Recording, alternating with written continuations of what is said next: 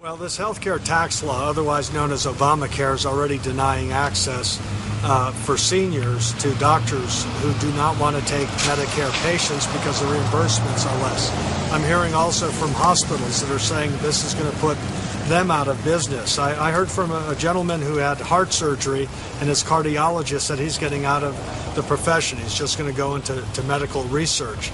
And so the approach that we ought to take is not more dictates and more taxes, trillions in spending, trillions in higher taxes on small businesses, on even wheelchairs. There's a 2.3% tax being imposed on wheelchairs. What we need to have are more personal, affordable, and portable approaches, such as health savings accounts. So say as a young person, you start working, you own your own health insurance policy, you move from job to job, you don't have to worry about a pre-existing condition not being covered because you own the policy.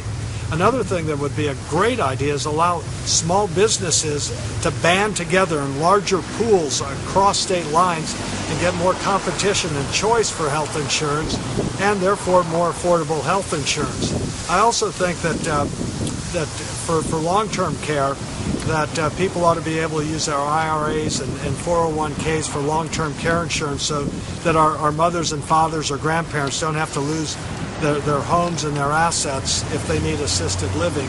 There is one provision out of this health care law that I think should be reinstated or kept in, and that is allowing children up to age 26 to stay on their parents' policies. The job market is so awful right now for young people that it's better that if they're on a parent's policy than being on no policy at all. And so that's one aspect that I think can be reinstated. But other than that, I want doctors and patients making healthcare decisions, not some bureaucracy panel appointed by the president or political appointees making healthcare decisions.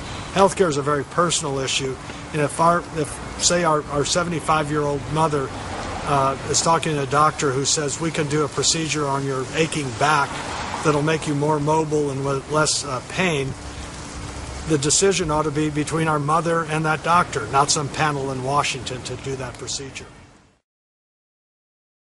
The Affordable Care Act is already benefiting millions of Americans. Now there's things we can do to make it even stronger, but as an example, millions of young people are now able to stay on their family insurance policies from the age of 21 to 26 because of the Affordable Care Act. Women can't be charged different insurance premiums because of the Affordable Care Act. Youngsters and increasingly adults will not be able to be turned down for insurance because of a pre-existing condition because of the Affordable Care Act. Seniors are getting lower cost prescription drugs and free preventive care under Medicare because of the Affordable Care Act.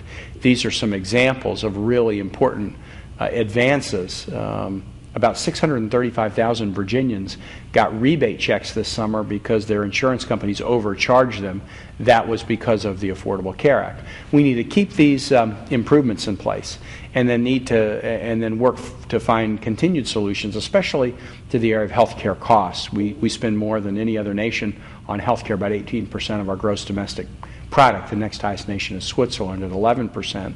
And we need to find ways to save more so that both families and businesses can find coverage in a way that's affordable.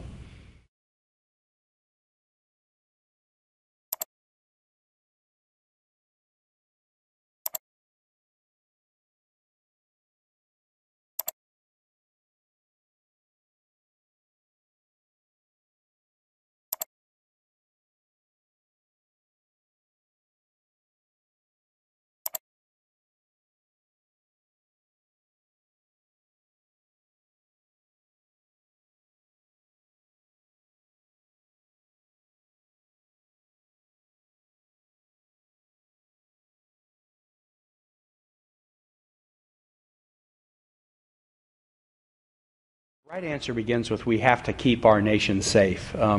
We have a large nation. We do have a sizable defense budget, but